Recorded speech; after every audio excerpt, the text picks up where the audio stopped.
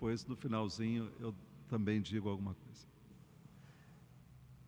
É uma honra, né? E é uma responsabilidade muito grande. Para quem não me conhece, meu nome é Francisco, né? Mesmo nome do meu pai, mesmo nome do meu sogro, ambos já estão na eternidade, e o mesmo nome do meu santo de devoção, que é Francisco de Assis. Sou missionário há 30 anos, efetivamente 30 anos, mas com uma caminhada, depois do meu encontro pessoal com Deus, já de 37 anos.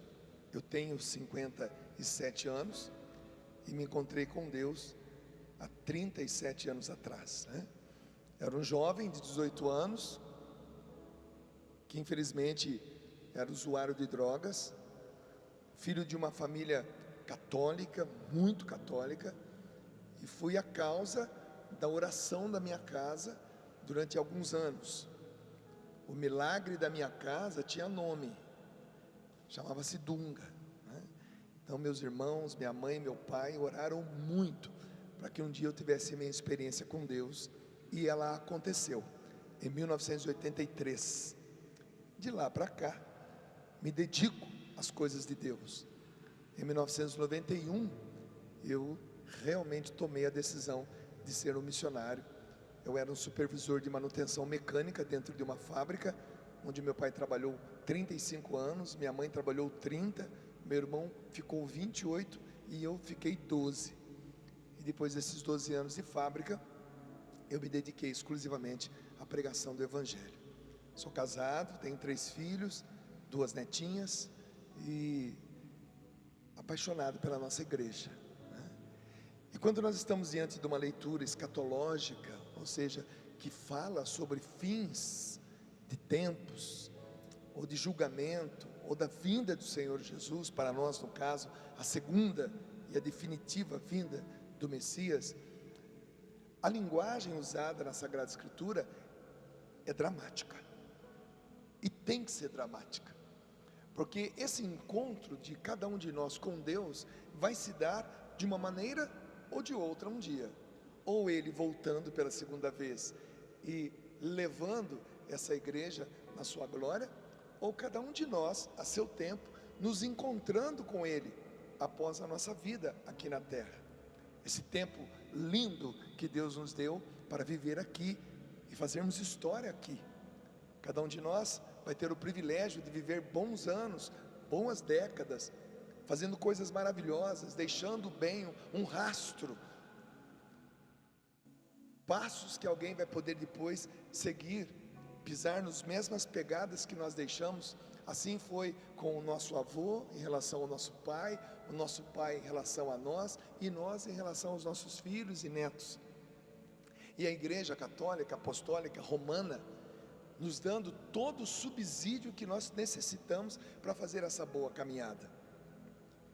Os sacramentos, os dogmas, a doutrina da nossa igreja, a tradição, o magistério da igreja, a sagrada palavra de Deus, as devoções que nós temos por tantos santos que a igreja produziu, para os vários títulos de Nossa Senhora que nós temos. Eu, por exemplo, não posso ver um quadro de Nossa Senhora do Perpétuo Socorro que eu já começo a rezar.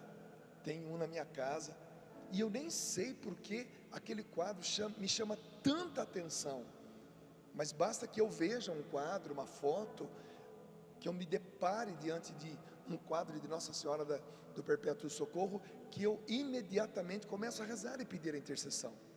A nossa igreja é linda, meus irmãos, e ela nos prepara para que a cada dia estejamos preparados para este dia, seja o dia que Jesus vier, no nosso caso, voltar, ou seja o dia que nós iremos para Ele. O fato é que muitos dos nossos amigos e parentes já estão na glória de Deus.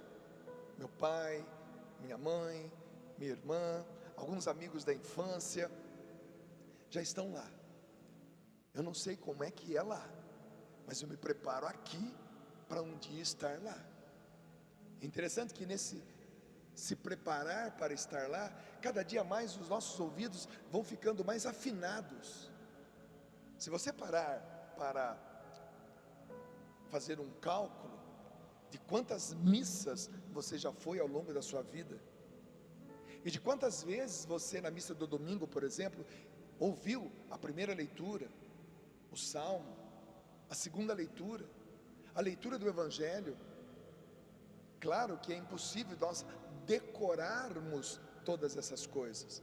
Inclusive, aquela velha brincadeira, né? Quando a gente chega da missa do domingo, nossos pais ou algum amigo pergunta: foi à missa? Fui. Qual foi o Evangelho de hoje? Você, na hora você não consegue se lembrar. E é normal. Nós não somos de decorar, nós somos de guardar. Pois uma das promessas de Jesus para nós em relação ao Espírito Santo foi aquela: e Ele vos recordará de todas as coisas. As coisas precisam estar aqui, no coração, depositadas, e a seu tempo, no devido momento, o Espírito Santo que habita em nós, nos recorda daquilo que já ouvimos, daquilo que já vimos, daquilo que já lemos, daquilo que um dia fomos profundamente tocados, numa homilia de uma missa, numa pregação dentro do encontro, numa letra de uma canção no encontro.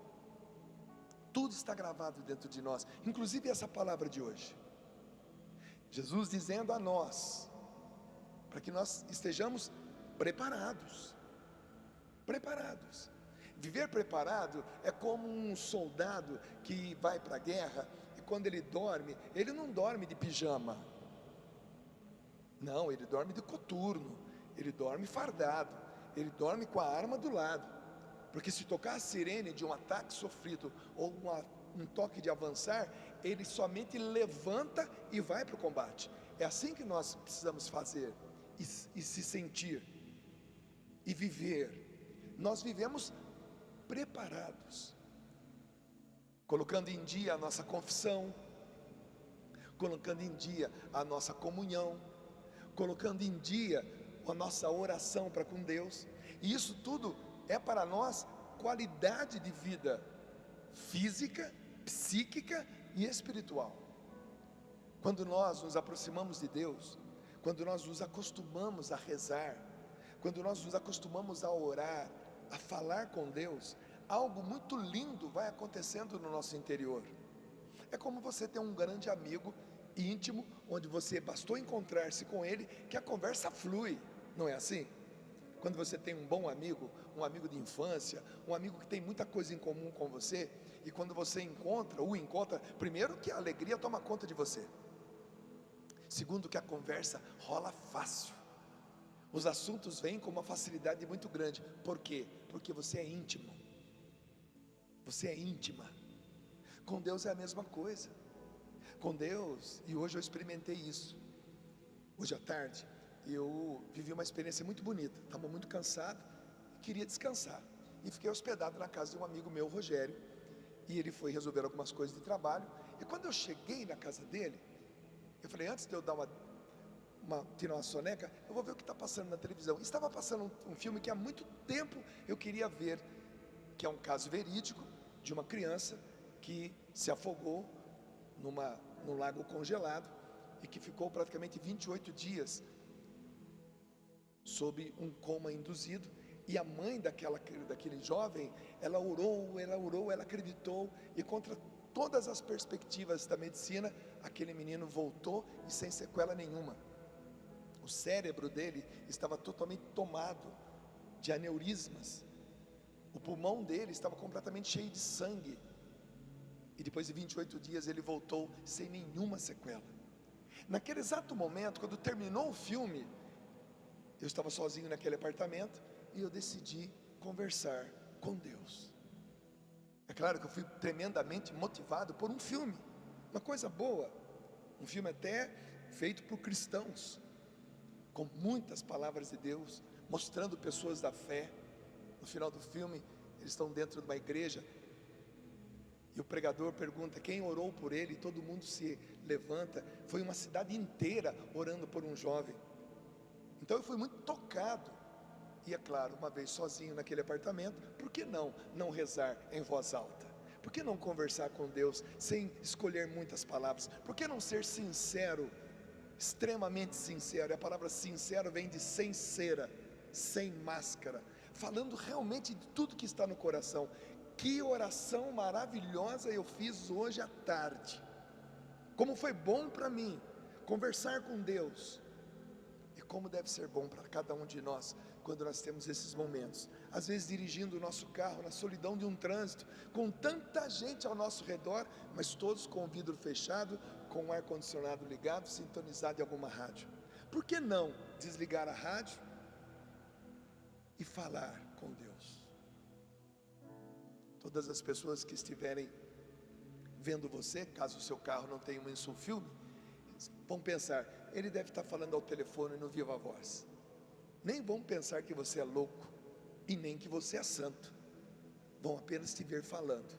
Só que elas mal podem imaginar que você está falando com Deus. A caminho do trabalho, na volta do trabalho, a caminho de um compromisso, na volta para casa. Eu que sou da roça, sou do interior, muitas e muitas vezes eu fui para o quintal junto com meu pai, ele com o enxadão dele e o meu enxadãozinho, para arrancarmos mandioca, para arrumarmos a cerca do quintal, para plantarmos feijão, milho, para abrir mais uma cacimba, para limpar as bananeiras.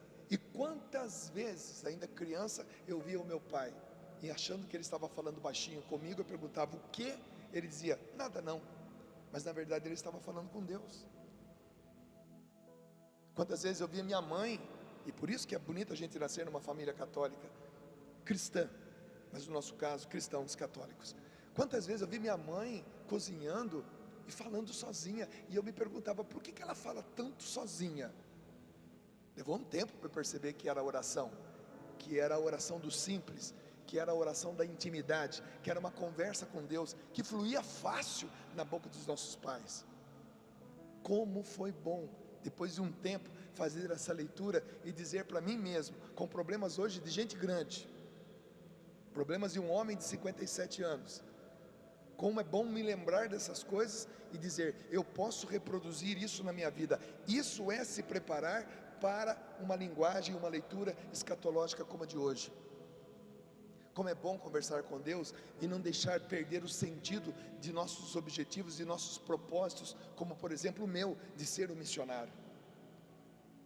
Depois de tanto tempo, 30 anos de missionariedade, eu poderia ter perdido o foco, eu poderia ter perdido o vício, a alegria, eu poderia ter perdido o objetivo, a meta a ser alcançada, poderia ter se ofuscado o propósito que Deus tem para a minha vida. Mas graças a Deus, quem segura tudo isso, ou o que segura tudo isso, é a oração. E a oração católica, onde você basta dobrar os joelhos diante do Santíssimo Sacramento, e você não precisa abrir a boca para nada, o seu silêncio é uma oração. Quando você vai contando as contas de um terço, quando você puxa uma novena para fazer ao seu santo de devoção, quando você lê a Sagrada Escritura, mesmo que você não entenda muito bem, mas a palavra de Deus, como diz, ela é viva e eficaz, basta ler um versículo para que ele já faça efeito dentro de nós. Meus irmãos, isso é viver em comunhão com Deus. Hoje eu tenho 57 anos e sou profundamente agradecido àquele jovem de 18 anos, que entrou naquela igreja drogado. Eu me lembro como se fosse hoje. Eu estava drogado, meu pai, minha mãe, meus irmãos, todos rezavam pela minha conversão, todos criaram uma expectativa em Deus, para que um dia eu me convertesse. A esperança deles, como diz a palavra de Deus em Hebreus capítulo 11, versículo 1, que está a definição de fé. A fé é o fundamento da esperança. Então toda a esperança estava baseada numa fé que está apoiada numa rocha, que é Jesus Cristo. Então a fé da minha família tinha como esperança a minha conversão. E um dia, drogado, ainda jovem, eu entrei numa igreja, entrei naquela igreja drogado, e com 40 minutos naquele grupo de oração, eu comecei a entender o que o pregador pregava, eu comecei a entender o que as pessoas cantavam e rezavam, e uma emoção muito grande tomou conta de mim. E naquele dia, aquela droga que demoraria 12 horas para passar o efeito, com 40 minutos naquela igreja, ela passou o efeito. Eu entrei drogado e saí batizado no Espírito Santo, para nunca mais usar droga na minha vida. E a minha mãe e o meu pai não poderiam nem imaginar o que estava acontecendo comigo, porém eles estavam nutrindo no coração deles, dia após dia, pela fé católica, apostólica, romana, a esperança de ver o filho fora da droga. E a decisão daquele rapaz de 18 anos fez com que esse homem de 57 estivesse aqui falando para você agora. Por isso eu digo que eu sou profundamente agradecido àquele jovem que tomou a decisão correta, possibilitando para que depois de anos, esse homem que é pai de 3 filhos, avô de 2 netas, missionário há 30 anos, pudesse de maneira com muita gratidão dizer: muito obrigado, jovem de 18 anos, Dunga de 18 anos, graças a você, Dunga de 18 anos, o Dunga de 57 está vivo para contar essa história, a decisão dele. Mas tudo isso fruto de quê? De uma intercessão de uma mãe, a intercessão de um pai, que fizeram a sua história, hoje já estão na eternidade, já se encontraram com Deus. Pena que a gente não tem esse contato, para eles dizerem para nós exatamente como deve ser lá. Mas a minha esperança agora é viver os meus dias, os anos que me restam, e eu espero que sejam muitos ainda, mas o que nutre a minha fé, e o meu ânimo, e a minha alegria para continuar na vida missionária, para reencontrar padres como Valdeir, que veio aqui e leu, para reencontrar de novo amigos que nós vamos fazendo ao longo da caminhada. O que nutre a minha esperança é essa igreja maravilhosa ao qual nós pertencemos. Dá uma boa olhada para quem está do seu lado, dá um sorriso com os olhos para essa pessoa, vai, com os olhos, porque agora com máscara tem que ser com os olhos, né? Isso, porque quando a gente ri, o nosso olho entrega que a gente está sorrindo. Meus irmãos, eu não sei se você tem noção do poder da nossa oração. Eu não sei se você tem noção do que significa nós estarmos aqui nessa igreja. E mesmo que nós não conheçamos a intenção do coração um do outro, Deus que está aqui vivo, ressuscitado no nosso meio, e de forma especial daqui a pouco na Eucaristia, esse Deus já sabe a intenção do coração de cada um de nós que aqui estamos. Você pode imaginar a diversidade de pedidos que estão aqui? Você pode imaginar a diversidade de expectativas que estão nessa igreja? Se tivéssemos um microfone como esse, sem fio, na mão de cada um, e tivéssemos tempo, nós poderíamos ouvir a história de cada um, e ficaríamos abismados com a fé de cada um, e com a expectativa de cada um, com a esperança, com o pedido que cada um trouxe no nosso coração, aliás, no coração. É por causa disso que nós estamos aqui, para mais um dia, na expectativa da segunda e definitiva vinda de Jesus. Eu vim da minha casa para cá, estou essa semana em missão aqui, junto com uma equipe maravilhosa, estamos evangelizando, partilhando vida, almoçando juntos, tomando café, caminhando, vivendo com meu amigo Caio aqui, Miranda, a expectativa desse domingo, que não é fácil não, deve estar borbulhando aí no seu coração. O Caio é um vereador, mas é um vereador que, quando me procurou, há um tempo atrás, ele disse assim: eu tenho vontade de ser católico. Ele foi perguntar para a mãe dele, que faleceu recentemente, se ele tinha sido batizado. A mãe dele disse: não, eu deixei que você ficasse mais maduro para escolher. E ele sentiu no coração. Com o padre José Mário, aqui na paróquia de Nossa Senhora da Conceição, no Tatuapé, ali na Praça Silvio Romero, nós o procuramos: padre, o senhor pode preparar um amigo nosso? Ele: claro. Então ele foi preparado numa catequese de adulto, e no mesmo dia ele foi batizado, crismado, e fez a primeira comunhão, né? Então, por isso que eu me refiro a você agora, porque você deve estar vivendo uma expectativa muito grande. A sua é uma, a sua é outra, a sua é outra, a da irmã ali de hábito deve ser outra. Temos pessoas muito diferentes aqui no nosso meio. A do padre é uma outra. Mas Deus vai reunir tudo isso dentro dessa noite. Você pode ter certeza que ninguém sai daqui dessa igreja, pelo menos com o começo do seu milagre. Combinado? Eu tenho 2. Estou pedindo 2. 2 que realmente têm ocupado o meu assunto, minhas conversas com Deus há pelo menos 3 anos. Até agora eu não fui atendido.